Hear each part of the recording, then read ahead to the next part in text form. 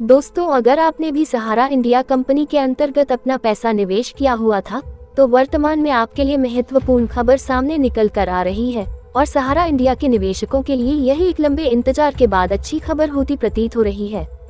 आप सभी निवेशकों की जानकारी के लिए बता दें कि सरकार के द्वारा सहारा रिफंड प्रक्रिया में कुछ परिवर्तन किया गया है, जो सभी निवेशकों के लिए लाभदायक सिद्ध होने वाला है और इसीलिए आप सभी निवेशकों को रिफंड प्रक्रिया में किए गए बदलाव के बारे में पता होना चाहिए।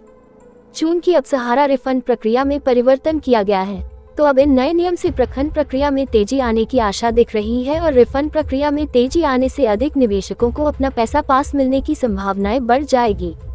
सहारा इंडिया रिफंड से जुड़े हुए नियमों में बदलाव किया गया है और आज के इस आर्टिकल के माध्यम से हम सहारा रिफंड से जुड़े हुए 5 नियमों के बारे में विस्तार पूर्वक चर्चा करने जा रहे हैं और साथ में ये भी जानेंगे कि आप किस प्रकार रिफंड प्राप्त कर सकेंगे।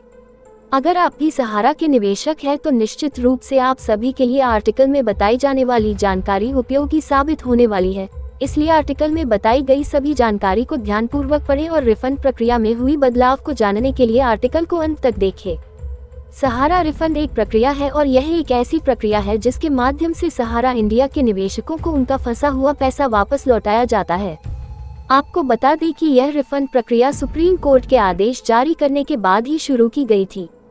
सहारा इंडिया के अंतर्गत कई कंपनियों में लाखों लोगों का पैसा फंसा हुआ है और कंपनी ने पैसा वापस करने से मना कर दिया था, परंतु यह मामला कोर्ट में पहुंचने के कारण सरकार की देखरेख में फिर रिफंड प्रक्रिया शुरू की गई और निवेशकों का पैसा वापस करना शुरू किया गया।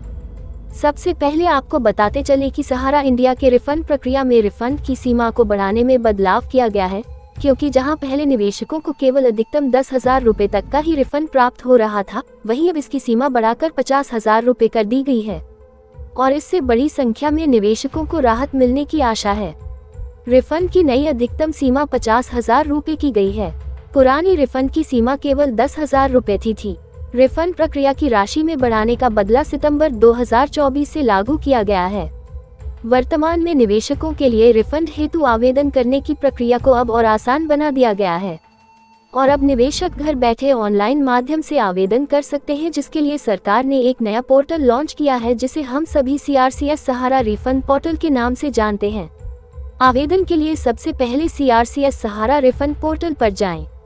उसके बाद में आपको रजिस्ट्रेशन की प्रक्रिया को पूरा कर लेना है। अब आपको मांगी जाने वाली सभी आवश्यक जानकारी दर्ज करनी है।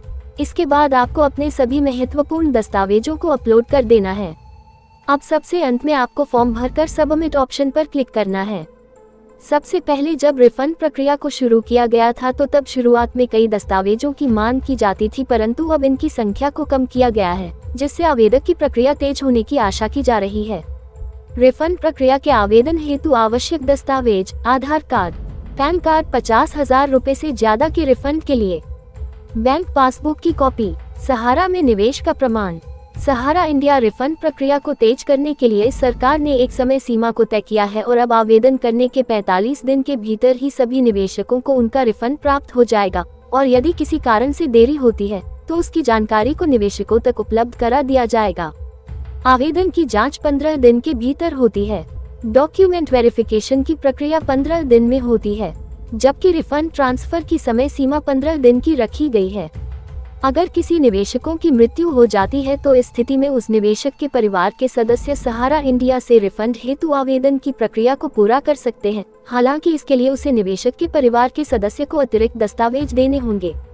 मृत्यु प्रमाण पत्र, वारिस प्रमाण पत्र, आवेदक का आधार कार्ड और पैन कार्ड। सबसे पहले CRCS सहारा रिफंड पोर्टल पर जाकर अपना रजिस्ट्रेशन पूरा करें। इसके बाद आधार नंबर और मोबाइल नंबर को दर्ज करना होगा। अब आपको अपने सभी महत्वपूर्ण दस्तावेज जैसे आधार कार्ड, पैन कार्ड, निवेश का प्रमाण पत्र आदि अपलोड करना है।